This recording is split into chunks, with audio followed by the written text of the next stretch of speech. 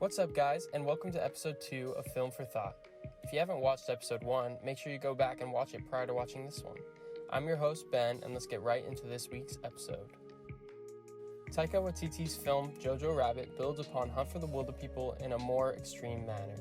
Using the violence of Nazi Germany as his backdrop, Waititi carefully walks the line of humor and tragedy, transforming this film into a commentary on life, death, love, tragedy, war, chaos, and dancing.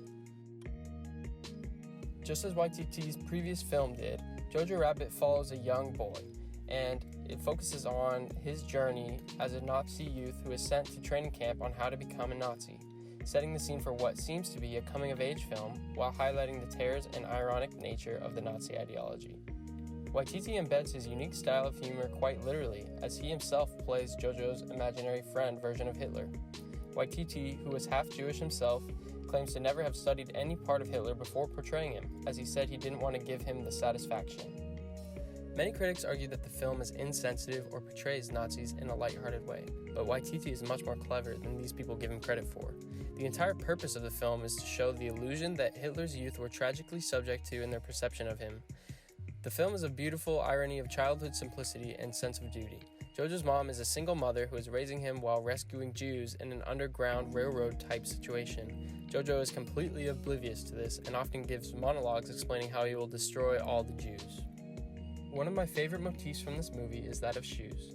At the beginning of the story, Jojo's mother is seen tying his shoes, showing his innocence and lack of knowledge of the world. He is simply a representation of childhood bliss, where he has an imaginary friend, Hitler, who he plays with and who is incredibly goofy and childlike himself. Later on in the film, his mother is shown dancing, where the shoes are shown on screen, and his mother once again ties his shoes, but in a way where both shoes are tied together, leading him to trip. This signifies that Jojo will need to grow up and learn how to tie his own shoes if he is to make it in the world. During perhaps one of the most tragic scenes in the film, we see Jojo walking among corpses who have been hanged by the Gestapo, and you see his mother's shoes hanging from a corpse above him. The tragedy of this scene once again represents Jojo's innocence and his new understanding that the world isn't sunshine and rainbows, and that Hitler is not the same man as his imaginary friend version is. Shoes in this case symbolize experience and learning of the world. The final theme I would like to focus on for this episode is Jojo's scars. The Nazi ideology idolizes beauty and believes that the Aryan race is the most beautiful and pure race on earth, portraying the Jews as ugly and satanic with horns and lots of terrible symbols. Jojo gets into a grenade accident early on that his imaginary friend Hitler convinces him to do, leaving him with scars across his face. He is ashamed, constantly looking in the mirror and feeling that he is no longer his pure self from the past. The idea of looking good in the mirror symbolizes that the scars have given him an empathic experience. Not to say that Jews are actually ugly, but Jojo's perception of the world shifted once he experienced his first imperfection. The mirrors are self-reflective, showing Jojo that his beliefs may not be the way the world actually is, revealing the darkness of Nazism. In conclusion, Waititi has created, much like Hunt for the Wilderpeople, a dark, satirical movie that leaves you both heartbroken and hopeful at the same time.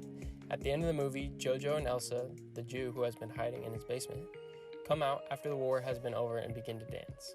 The meaning that is created in just this act alone is priceless. Despite all the terror and fear that was created throughout the film, it is a good reminder that the future is bright, and that although tragedy has occurred, the world has begun anew with this experience behind them in the past. It's the last hurrah against Hitler for Waititi, almost shoving it in his face. I hope you guys enjoyed episode 2 of Film for Thought. Jojo Rabbit is a film filled with dense meaning, much of which couldn't be deciphered in this episode today. I'm your host Ben, and I hope to see you for the next episode. Thank you.